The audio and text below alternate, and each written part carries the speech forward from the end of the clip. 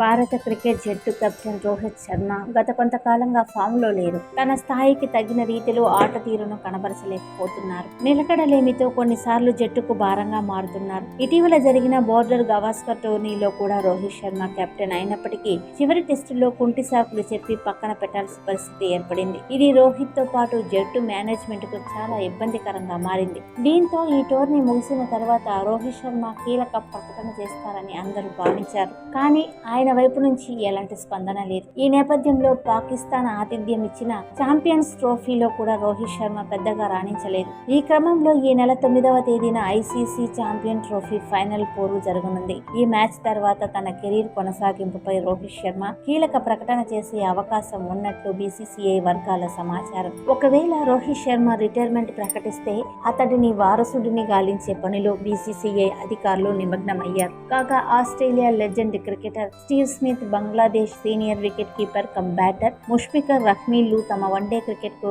స్వస్తి చెప్పారు. అలాగే ఇంగ్లాండ్ స్టార్ ఆటగాడు జోస్ బట్లర్ కూడా కెప్టెన్సీని త్యజించాడు. ఈ క్రమంలో రోహిత్ శర్మ కూడా ఏదైనా నిర్ణయం తీసుకుంటాడు ఏమోనని బీసీసీఐ వర్గాలు ఎదురుచూస్తుంది.